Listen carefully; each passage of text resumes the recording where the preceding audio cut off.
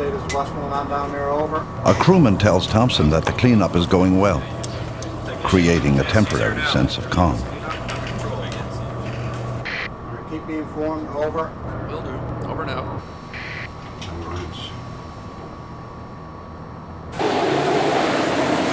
Foreman Jack Jacobson calls the Seaforth Highlander to check that the ship is weathering the storm.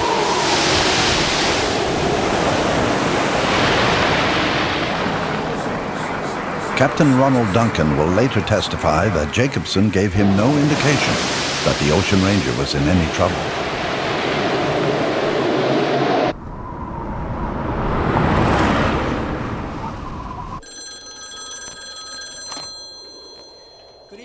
Merv Graham in St. John's will also later testify that Jacobson told him that everything was under control.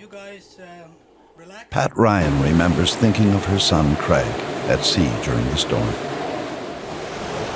I remember I was walking around Topsail Pond, and I remember saying to a friend of mine at the time, I said, if Craig hadn't told me how safe it was on that rig, I'd be worried to death about him out there tonight. But I really didn't worry because he assured me it was so safe. With the rig's telephones engaged, Mel Freed is unable to put in a Valentine's Day call to his wife. A little bit surprised that no roses have been ordered, right? I was a bit offended by that. But anyway, and then there was no phone call. I was really surprised, actually. He's never forgotten any event like that ever before. He's always been so thoughtful, you know, but it was obvious there must have been something wrong then, that they were just trying to deal with it then.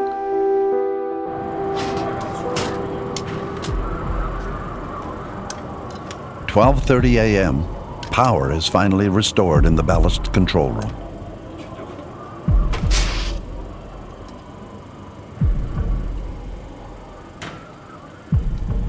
But the system, damaged by salt water, short circuits, and the pontoon valves open. Water rushes into the ballast tanks. The rig begins to list forward. Rathbun now knows that something is terribly wrong. To close the valves, he cuts off the power to the control panel again. But it is too late. The Ocean Ranger is now 10 degrees off balance. The only course of action is to try to pump the water out. But the designers of the Ocean Ranger have not anticipated this kind of emergency. They have installed pumps in the rear of the pontoons only. The pumps only work when the rig is level. If the rig is listing forward, the water is trapped. As long as things are level, as long as the rig is level, no problem at all pumping out of any of the tanks. Once it gets down a ways, the water has to go up a long hill now in order to be pumped out. There's too much of a difference in the elevation. Then the pump cannot pump up the water from the bow.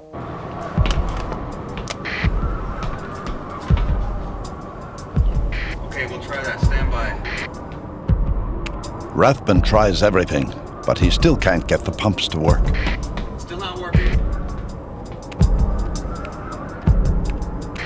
I've already tried that. No alarms have yet been sounded. Most of the men aboard the Ranger are still unaware of the growing crisis. But in the ballast control room, panic is rising. The men try to force the valves to close by manually overriding the system.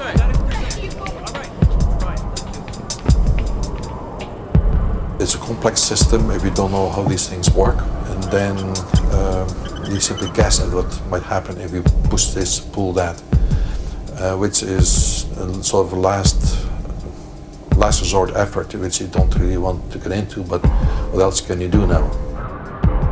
It is a desperate tactic and a tragic mistake, as it causes more valves to open, not close. Water rushes in, increasing the list. Then, a critical blow. The anchors that keep the rig stable have cables that run through the deck into the columns. Water floods in, increasing the list even further.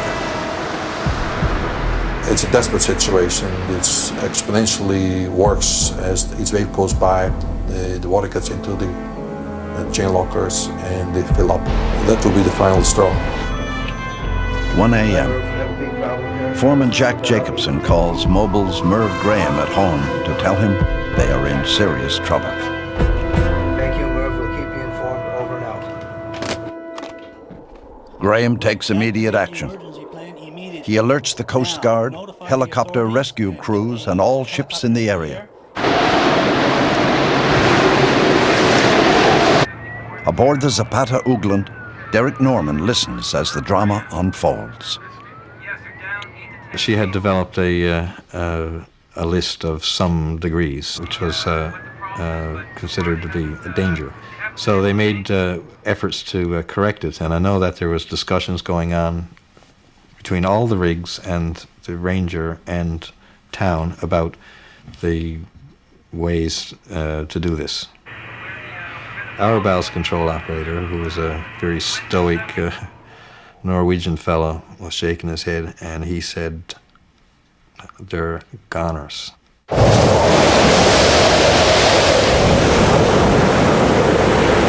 1:05 a.m. With the list now at 15 degrees, radio operator Ken Blackmore calls the Seaforth Highlander for help.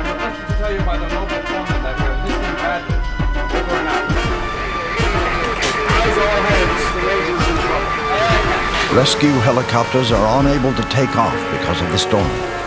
The Seaforth Highlander is at least an hour away. It is now a race against time. The fellow was on watch after me. He come busting into the cabin. I figured there was something wrong with us. And then he knows Osh Ranger. All hands on deck. The Ranger's in trouble. Move, move. What's going on? The Seaforth Highlander is the only hope to save the crew of the biggest floating oil rig in the world.